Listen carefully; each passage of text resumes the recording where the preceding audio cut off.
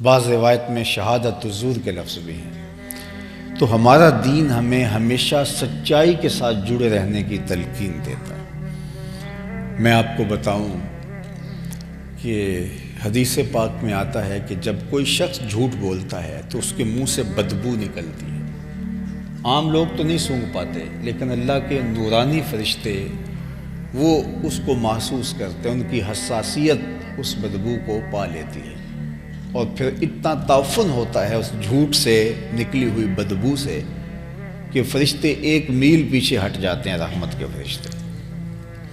اور اگر جھوٹ چلتا رہتا ہے تو فرشتے پیچھے ہٹتے چلے جاتے ہیں۔ مجھے بتاؤ کہ ایک گھر میں باپ بیٹے سے جھوٹ بولتا ہے، بیٹا ماں سے جھوٹ بولتا ہے، ماں بیٹی سے جھوٹ بولتی ہے، بیٹی بھائیوں سے جھوٹ بولتی ہے، بہو ساس سے، اور ساس جو ہے وہ بہوؤں سے جھوٹ بولتی ہے، تو اس گھر سے تو بدبو کے ببھوکے اٹھ رہے ہوں گے، تعفن اٹھ رہا ہوگا۔ اب اس گھر سے رحمت کے فرشتے کتنے میل دور ہٹ گئے، اور گھر میں بے برکتی، نحوست، نہ اتفاقی، نہ چاکی، لڑائیاں، جھگڑے، دھینگا مشتی، فساد۔ ہم نے کیا سمجھا کسی نے کالا جادو کر دیا، ہم نے کہا کسی نے بندش کر دی، ہم نے کہا کسی نے تعویذ ڈال دی۔ اب دوڑے بابوں کے پاس، اور وہ تو بیٹھے اسی کام کے لیے۔ اگر وہ کہیں کہ نہیں یہ جھوٹ کی وجہ سے ہوا ہے تو ان کا تو کاروبار وہی ختم ہو گیا، تو انہوں نے بھی تو اپنا ڈیرا چلانا ہے۔ تو انہوں نے کہا تو وقت پہ آ گیا ہے، اگر 1 دن لیٹ ہوتا تو تعویذ چل جانے تھے، تیرا کک نہیں رہنا تھا۔ اور پھر ہر اتوار کو جا کے بابے کے دربار پہ اس کی چوکھٹ پہ کولی دھرنی پڑتی ہے، جو ہے وہ حاضری دینی پڑتی ہے۔ اب تو سب نے یہ کام شروع کر دیا ہے، وہ سارے ٹھیے لگا کے بیٹھ گئے ہیں، لوگوں کو بتا رہے ہیں تیرے اوپر جادو ہوا ہے، تیرے اوپر ٹونا ہوا ہے، تیرے اوپر بندش ہوئی ہے۔ کیا تماشا بنا کے بیٹھ گئے، اور کیا بندش کیا تھی، ٹونا کیا تھا، کالا جادو کیا تھا۔ رحمت کے فرشتے روٹھ گئے ہم سے۔ ہم نے جھوٹ نہیں چھوڑنا اور ہمیں تعویذ چاہیے، ہم نے جھوٹ نہیں چھوڑنا، ہمیں دم کیا ہوا دھاگا چاہیے، ہم نے جھوٹ نہیں چھوڑنا، ہمیں جو ہے وہ کوئی اور ٹوٹکا چاہیے، اور ٹونا چاہیے، وہ ہم لے لیں گے اور اس کو کریں گے، پیسے بھی دے کے آئیں گے، اور ہمیں کہیں گے کہ یہ اس کے پاس جادوگر، وہ بھی کہے گا یہ تعویذ لے لو، اس کو جلانا ہے، اس کو وزن کے نیچے رکھنا ہے، اس کو آپ نے جو ہے وہ کسی جھومنے والی شاخ کے ساتھ باندھنا ہے، اس کو صبح پینا ہے، اس کو دھیان لگا دیا، اور وہ نہ جھوٹ چھوڑ رہا ہے، نہ اس کی ماں جھوٹ چھوڑ رہی ہے، نہ بیٹی جھوٹ چھوڑ رہی ہے، نہ بھائی جھوٹ چھوڑ رہا ہے، نہ بیوی، نہ بچے، اور رحمت کے فرشتے پیچھے ہٹتے چلے جاتے ہیں۔ تو ایک تو گھر میں نحوست یہ، اور دوسرا جو جمع شدہ پونجی ہے وہ پھر جمع ان عاملوں کے پاس ہوتی چلی جاتی ہے، اور ہم ابھی تک سمجھ نہیں پائے کہ ہمارے گھروں میں نحوست کا سبب کیا ہے۔ وہ کالا جادو تو جھوٹ کا ہے، بندش تو جھوٹ کی ہے، جھوٹ نے ہمارے گھر اجاڑ کے رکھ دی، ہمارے گھروں سے برکتیں اٹھا لی۔ یہ میں اپنی جانب سے نہیں کہہ رہا، میرے اور آپ کے آقا نے کہا ہے رحمت کے فرشتے دور ہٹ جاتے ہیں۔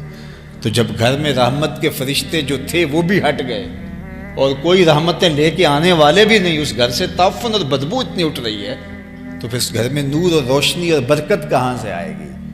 وہ گھر جو ہے وہ وحشیانہ منظر پیش کرے گا، بے سکونی ہوگی، حالانکہ گھر طمانیت کا مرکز ہوتا ہے۔ گھر کے مقاصد میں سے موسمی اثرات سے بچنا، گھر کے مقاصد سے پردے کو حاصل کرنا، گھر کے مقاصد سے طمانیت حاصل کرنا، اور جو ہے وہ دشمن کی شر سے محفوظ کرنا، ایک طمانیت کا گہوارہ ہوتا ہے گھر، نور کا گہوارہ ہوتا ہے، اور یہ بندے کی خوش قسمتی بتایا گیا ہے کہ اس کا گھر کشادہ ہو۔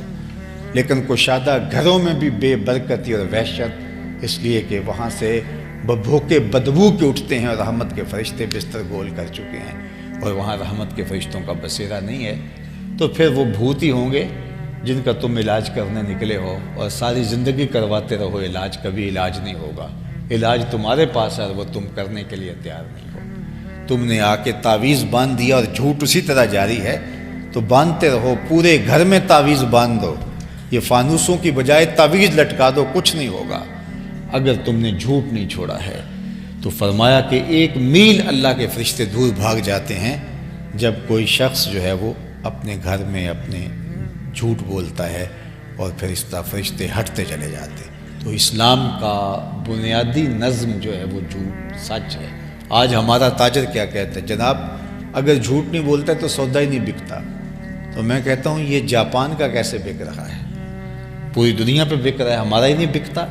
یہ ہم نے طے کر لیا کہ ہم جھوٹ نہیں چھوڑ سکتے، اور جب ہم یہ طے کر لیتے ہیں تو اللہ کی مدد نصیب نہیں ہوتی، اور اگر ہم طے کر لیتے ہیں کہ ہم نے ہر صورت میں چھوڑنا ہے تو اللہ کی رحمتوں کو آنکھوں سے برستا ہوا دیکھو گے تم۔ تو سب سے پہلی بات جو حضور نے ارشاد فرمائی وہ سچائی ہے کہ تم نے ہمیشہ سچ بولنا ہے۔ سچ ہی طمانیت قلب کا ذریعہ ہے۔ جھوٹ کو ریبہ کہا گیا، بے چینی ہے، جھوٹ اضطراب ہے، جھوٹ سکون لوٹ لیتا ہے۔ سچ جو ہے وہ تسکین آور ہے، طمانیت قلب کا ذریعہ ہے۔ آپ جھوٹ بول کے کسی کو دھوکہ دینے میں کامیاب بھی ہو جاتے ہیں، پھر بھی آپ کو سکون نہیں ملتا، اور سچ بول کے نقصان بھی اٹھا لیتے ہیں، پھر بھی آپ کا دل قرار پذیر رہتا ہے۔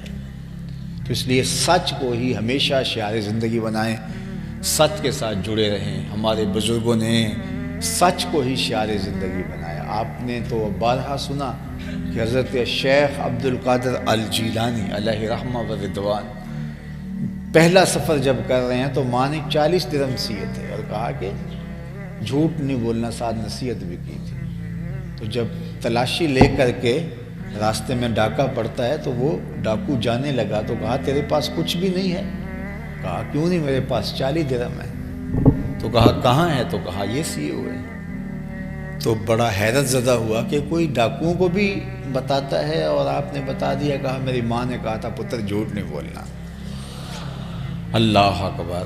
سب سے پہلے لوگ ابھی علم حاصل کرنے جا رہے ہیں، علم حاصل کرنے جا رہے ہیں، تو یہ لوگ ان کے ہاتھ پہ توبہ کرتے ہیں۔ ہم تو علم حاصل کر کے آ بھی گئے تو ہمارے ہاتھ پہ کوئی توبہ نہیں کرتا، وہ تو ابھی کرنے جا رہے ہیں لیکن سچ کے ساتھ جڑے ہیں۔ تو آج ہمارا المیہ یہ ہے کہ ہمارے پاس تبلیغ تو بہت زیادہ ہو گئی۔ آج کسی چینل کو اٹھا کے دیکھ لیں، یوٹیوب چینل کو اٹھا کے دیکھ لیں، مختلف سوشل میڈیا نے جو فون بنائے ہیں ان کو دیکھ لیں، الیکٹرانک میڈیا ہے، اخبارات ہے، روز جلسے ہوتے ہیں۔ ماضی میں اتنا تھوڑا ہوتا تھا۔ حضرت خواجہ معین الدین چشتی اجمیری نے اتنے خطاب تھوڑے کیے تھے جتنے ہم کر رہے ہیں۔ حضرت داتا گنج بخش علی حجویری علیہ الرحمہ نے اتنے خطبے تھوڑے دیے تھے جتنے ہم دے رہے ہیں۔ لیکن ان کا کردار تھا کہ جدھر نظر اٹھتی تھی دنیا بدلتی چلی جاتی تھی، اور ہمارا کردار ہی نہیں رہا۔ آپ کی اگر توجہ ہو علماء کرام کی بھی تو میں ایک جملہ کہنا چاہتا ہوں، اور وہ یہ کہ عرب سے تاجر آئے تھے نا یہاں بر صغیر میں، پیغمبر تو یہاں نہیں آئے، عرب سے تاجر آئے تھے، اور انہوں نے کی تجارت، لیکن ان کے کردار کو دیکھ کر لوگوں نے اسلام قبول کر لیا۔ صوفیہ آئے تھے اور وہ آ کے کلی ڈال کے بیٹھ گئے، لوگ ان کے نیڑے لگے اور ان کے کردار کو دیکھ کے لوگوں نے اسلام قبول کر لیا۔ وہ تاجر کتنے آئے تھے، وہ صوفیہ کتنے آئے تھے، وہ ان کی تعداد ہزاروں کے قافلے نہیں آئے، کسی علاقے میں ایک آیا، کسی میں دو آئے، ایک سینکڑوں صوفی اور سینکڑوں تاجر آئے، اور آج جو ہے وہ 22 کروڑ مسلمان یہاں بستے ہیں اور 30 کروڑ مسلمان کے قریب انڈیا میں بستے ہیں۔ اسی طرح کو 20 کروڑ کے قریب جو ہے وہ بنگلہ دیش میں ہے، اور اسی طرح جو ہے وہ یہ علاقہ افغانستان کا ہے۔ تو ایک ارب کے قریب مسلمان جو ہے وہ اس ریجن میں ہیں جہاں پیغمبر نہیں آیا۔ یہاں چند تاجر آئے، یہاں چند صوفیہ آئے، اور ان کے کردار سے کتنا اثر ہوا کہ آج ایک ارب کے قریب، چلو تھوڑے کم کر لیں، مسلمان یہاں صرف اس ریجن کے اندر ہے۔ آج بھی کتنے ارب تاجر تجارت کے لیے یورپ گئے ہوئے ہیں۔ یہ جو یہاں پیر آئے تھے جنہوں نے اسلام پھیلا تھا، ان کی اولادیں یورپ گئی ہوئی ہیں۔ تو ان کے آباء و اجداد نے یہاں آ کے ہمارے بزرگوں کو بدلا، ہمارے آباء و اجداد کو بدلا۔ ان عربوں نے آ کے تاجرانہ غرض سے آ کے یہاں ہمارے آباء و اجداد کو بدلا۔ آج وہی عرب یورپ میں، امریکہ میں اور دیگر بلاد عالم کے اندر وہ تاجرانہ غرض سے گئے ہیں، بلکہ تبلیغی غرض سے گئے ہیں، اور یہاں سے بھی لوگ گئے ہیں۔ تو آج ہم جب یورپ میں یا مغربی ممالک میں جاتے ہیں تو بیٹھتے ہیں تو سب سے بڑا مسئلہ یہ ہوتا ہے کہ جناب ہمیں آپ آئے ہیں وہاں سے بتائیں ہمیں کہ ہم اپنی اولادوں کو مسلمان کیسے رکھ سکیں۔ ایک زمانہ وہ تھا کہ وہ آئے اور یہاں آ کے ایمان دے کے گئے، اور آج جو وہاں گئے ہیں وہ ہم سے پوچھ رہے ہیں کہ ہم اپنی اولادوں کو مسلمان کیسے رکھ سکیں، یہ تو کفر کی طرف بڑھتے چلے جا رہے ہیں۔ تو دیکھیں کہ ہم کہاں چلے گئے۔